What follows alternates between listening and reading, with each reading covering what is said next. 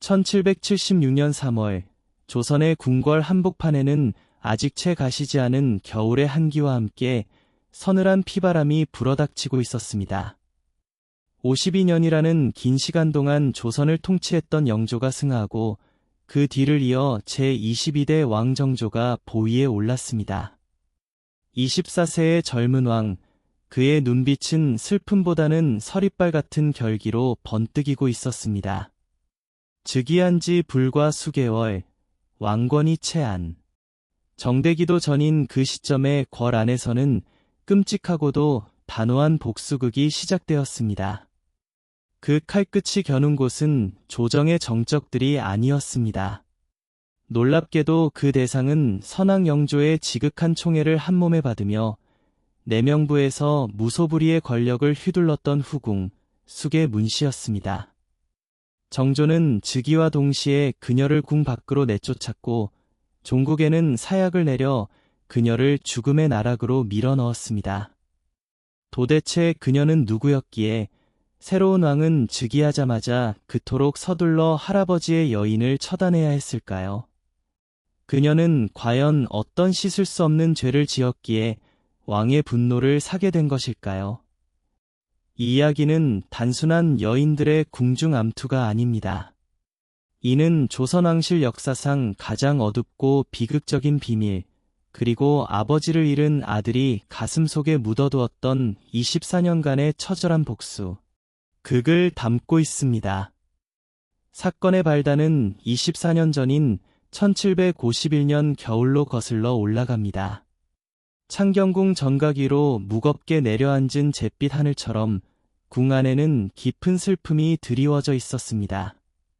그해 11월, 영조의 맏아들이자 요절한 효장세자의 부인 현빈조 씨가 세상을 떠났기 때문입니다. 영조에게 며느리 현빈조 씨는 각별한 존재였습니다.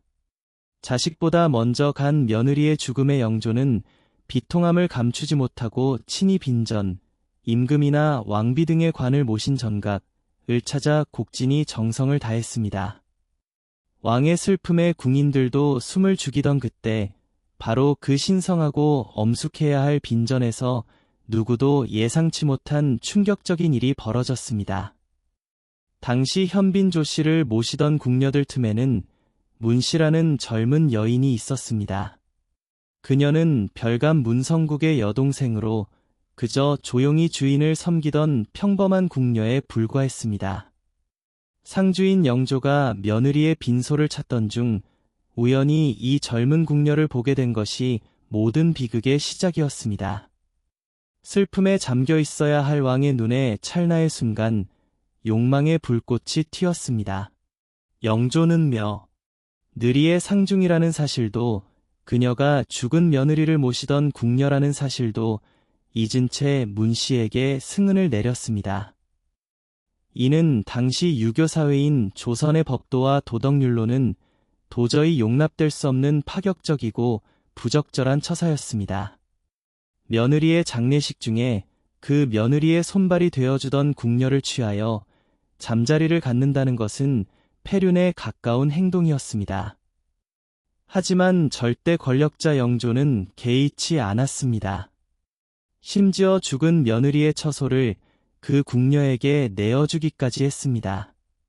이는 궁중 역사상 전례를 찾아볼 수 없는 충격적인 일이었습니다. 궁궐은 술렁였습니다. 사람들은 입을 다물었으나 눈빛으로는 경악을 금치 못했습니다. 특히 당시 18세의 감수성 예민한 청년이었던 사도세자의 심경은 참담함 그 자체였습니다. 형 효장세자가 죽은 지 얼마 되지 않아 자신이 세자로 책봉된 상황에서 아버지가 형수의 상중에 그 시녀와 관계를 맺는 모습을 지켜봐야 했던 아들의 심정이 오죽했겠습니까? 사도세자에게 있어 문씨의 등장은 단순한 새 어머니의 출현이 아니었습니다. 그것은 아버지 영조에 대한 존경심이 무너지고 깊은 실망과 분노가 싹트기 시작한 결정적인 계기였습니다. 1753년 2월, 문씨는 정사품소원의 정식으로 책봉되었습니다. 이 과정 또한 순탄치 않았습니다. 영조가 승지에게 후궁 책봉교지에 어보, 왕의 도장을 찍으라 명했으나 승지 윤광이가 이 명령이 부당하다 여겨 거부한 것입니다. 결국 영조는 다른 승지를 불러 강제로 어보를 찍게 했습니다. 이는 조정의 대신들조차 문씨의 책봉을 얼마나 달가워하지 않았는지를 보여 주는 단적인 사건이었습니다. 그러나 문씨에 대한 영조의 총애는 식을 줄을 몰랐습니다.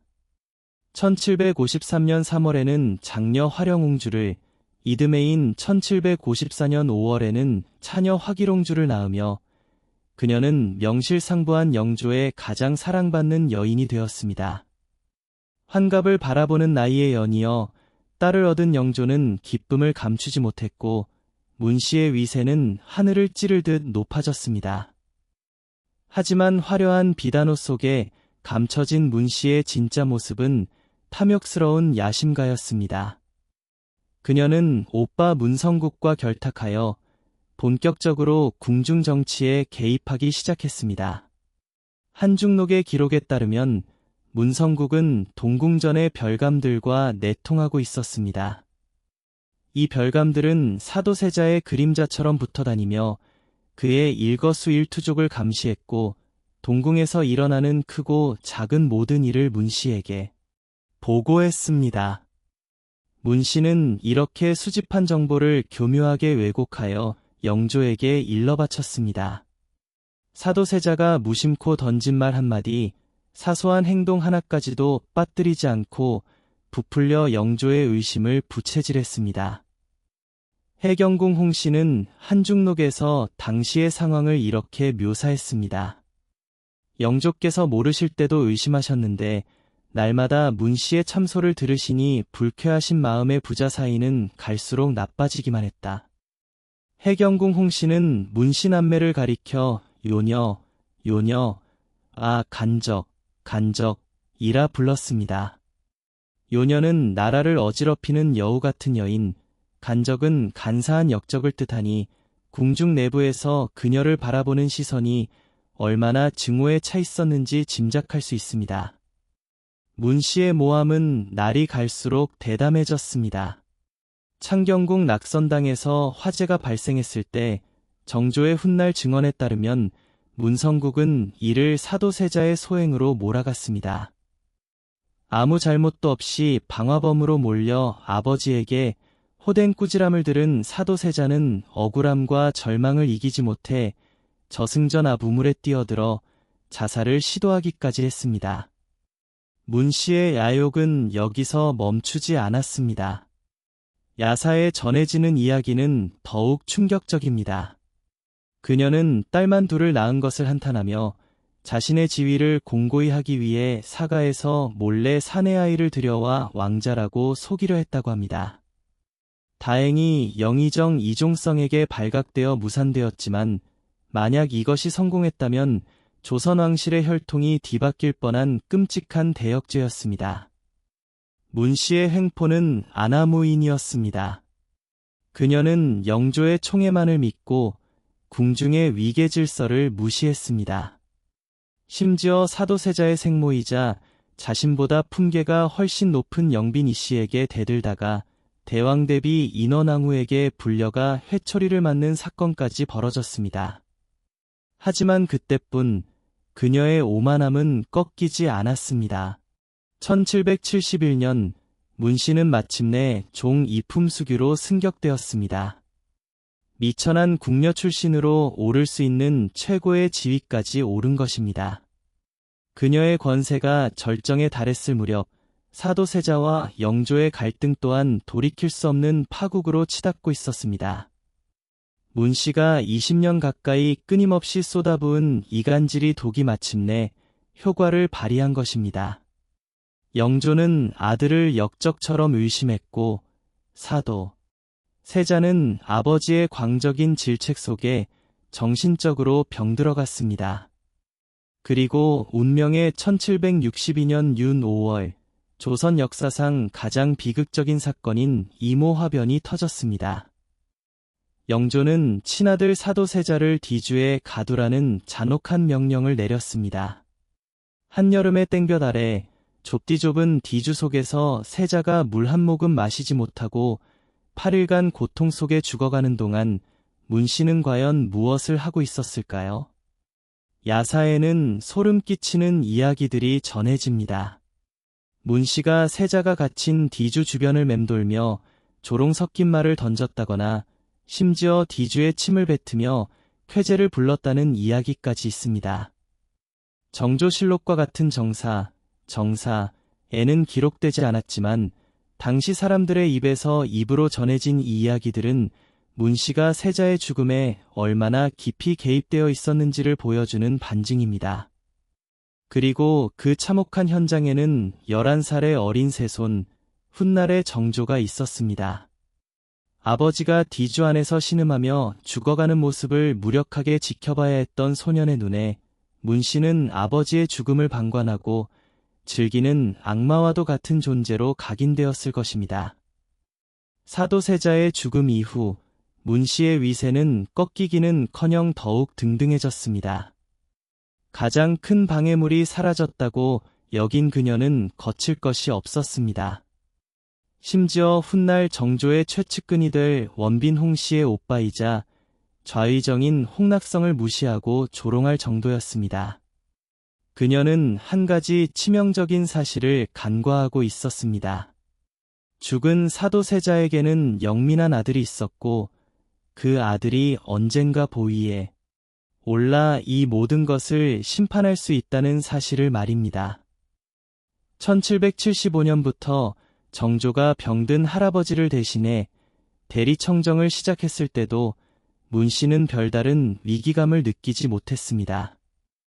영조가 살아있는 한 자신의 지위는 철옹성 같다고 믿었기 때문입니다.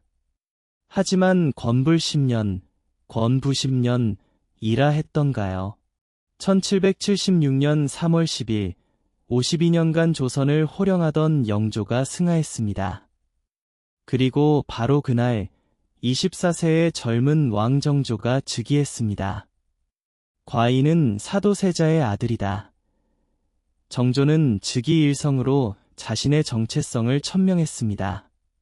그리고 왕좌에 앉자마자 가장 먼저 칼을 빼들었습니다. 그 첫 번째 타깃은 바로 숙의 문씨였습니다. 즉위한 지 불과 20일 만인 3월 30일 정조는 문씨의 자기를 박탈하고 사가로 내쫓았습니다. 동시에 문씨의 오빠 문성국은 노비로 강등시키고 문씨의 어머니는 제주도의 관비로 보내버렸습니다. 하루아침에 왕의 여인에서 죄인으로 전락한 그녀에게 정조는 더 이상 숙이라는 호칭을 허락하지 않았습니다. 그녀는 이제 그저 문녀로 불렸습니다. 궁녀 출신이라는 본래의 미천한 신분으로 되돌려버린 것입니다. 5월 13일 정조는 장문의 교지를 내려 문씨의 죄를 만천하에 포고했습니다. 문녀는 사도세자를 모함하여 부자 사이를 이간질하고 궁중을 어지럽힌 흉악한 죄인이다. 정조는 창경궁 낙선당 화재 사건의 진범이 문성국이었음을 공식적으로 밝히며 지난 세월 가슴속에 묻어두었던 진실을 하나하나 꺼내 보였습니다. 다음 날인 5월 14일 문씨는 도성 밖으로 완전히 축출되었습니다. 조정에서는 문씨를 더 가혹하게 처벌해야 한다는 상소가 빗발쳤습니다. 대신들은 문씨를 당장 사형에 처하고 그녀가 낳은 화령옹주와 화기롱주의 자기까지 박탈해야 한다고 주장했습니다. 그러나 정조는 냉철했습니다. 그는 죄인 문씨와 그녀의 딸들을 분리했습니다. 두 옹주는 선왕의 피를 이어받은 고륙이며 문씨가 흉계를 꾸밀 때는 강보에 쌓인 갓난아이였을 뿐이다. 어미의 죄를 자식에게 묻지 않겠다. 정조는 어린 고모들을 감싸 안았습니다. 이는 맹목적인 복수가 아닌 왕으로서의 법도와 인륜을 지키려는 정조의 고뇌가 담긴 결정이었습니다. 하지만 문씨 본인에게는 일말의 자비도 없었습니다. 정조는 영조의 국상이 끝나기만을 기다렸습니다. 그리고 1776년 8월 10일 마침내 문씨에게 사약을 내렸습니다. 조정의 모든 대신이 찬성하는 가운데 내려진 피할 수 없는 죽음의 명령이었습니다. 한때 영조의 총애를 믿고 궁궐을 제 집처럼 활보하던 여인 문씨의 마지막은 초라했습니다. 사약을 받아든 그녀는 과연 무슨 생각을 했을까요? 20년 넘게 누렸던 부귀영화가 한낱 꿈처럼 사라진 그 순간 사도세자에게 저지른 악행을 후회했을까요? 아니면 억울함에 몸서리쳤을까요? 야사에 따르면 문씨는 죽는 순간까지도 발악했다고 전해지지만 확실한 것은 그녀가 쓸쓸하고 고통스럽게 생을 마감했다는 사실입니다. 문씨의 죽음은 단순한 후궁 한 명의 처형이 아니었습니다. 그것은 조선 왕실사에 씻을 수 없는 상처를 남긴 이모화변의 진정한 마침표였습니다. 정조에게 있어 문씨의 처단은 억울하게 죽은 아버지의 원수를 갚는 외실현이자 왕, 권을 위협하는 구시대의 악습을 끊어내는 정치적 결단이었습니다. 문씨의 몰락과 함께 그녀의 가족들도 처참한 대가를 치렀습니다. 오빠 문성국은 노비가 되었다가 결국 처형당했고 그의 아들과 사위, 친척들까지 모두 유배를 떠나거나 관직을 잃었습니다. 문씨의 사위인 화령옹주의 남편 심능건조차 장모의 죄에 연루되어 삭탈관직을 당했습니다. 문씨 일가는 말 그대로 풍비박산이 났습니다. 그나마 다행인 것은 화령옹주만은 정조의 끝없는 보호 덕분에 목숨을 부지했다는 점입니다. 대신들의 끊임없는 옹주 폐위 요구에도 정조는 완강히 거부했습니다. 비록 어머니의 죄로 인해 평생 죄인의 딸이라는 멍에를 쓰고 숨죽여 살아야 했지만 화령옹주는 순조대까지 천수를 누리다 1821년 69세의 나이로 세상을 떠났습니다. 이는 피비린내 나는 복수극 속에서 정조가 보여준 유일한 관용이었습니다. 문씨 사건을 두고 후대의 역사가들은 다양한 해석을 내놓기도 합니다. 과연 문씨가 그토록 주도적으로 사도세자를 죽음으로 몰고 갔을까? 아니면 정조가 이모화변의 정치적 책임을 묻기 위해 힘없는 후궁을 희생양으로 삼은 것은 아닐까? 하는 의문입니다. 실제로 그녀는 거대 당파의 비호를 받는 명문가 출신이 아닌 미천한 궁녀 출신이었기에 정치적 희생양이 되기 쉬운 위치였음은 분명합니다. 하지만 한중록의 생생한 기록과 정조가 보인 격렬한 증오심은 그녀가 단순한 희생양이 아니었음을 시사합니다. 해경궁 홍씨가 그녀를 요녀라 부르며 치를 떨었던 점, 정조가 즉위하자마자 그토록 신속하고 철저하게 그녀를 응징했던 점은 문씨가 사도세자의 죽음에 깊이 관여한 능동적인 가해자였음을 방증합니다. 11살의 어린 정조가 목격했던 것은 아버지의 고통을 즐기던 문씨의 잔혹한 얼굴이었을 것입니다. 숙의 문씨. 그녀는 권력의 정점에 오르기 위해 수단과 방법을 가리지 않았던 욕망의 화신이었습니다. 그러나 그 욕망은 결국 자신과 가문을 파멸로 이끄는 독이 되었습니다. 권력은 영원하지 않고 악행은 반드시 대가를 치른다는 평범한 진리를 그녀의 삶은 핏빛으로 증명하고 있습니다. 1776년 여름, 사약을 마시고 쓰러진 문씨와 함께 조선 역사의 가장 비극적인 한 페이지도 넘어갔습니다. 정조는 24년을 기다린 복수를 완성했지만 죽은 아버지가 돌아오지는 않았습니다. 그러나 그는 복수를 넘어 새로운 시대를 열었습니다. 문씨의 이야기는 우리에게 묻습니다. 권력이란 무엇이며 인간의 욕망은 어디까지 갈 수 있는가? 그리고 역사의 준엄한 심판 앞에 영원한 것은 무엇인가? 조선 역사상 가장 극적인 복수극, 정조와 숙의 문씨의 이야기는 여기서 끝을 맺습니다. 하지만 그들이 남긴 역사의 교훈은 수백 년이 지난 오늘날까지도 우리 곁에 서늘하게 살아 숨쉬고 있습니다.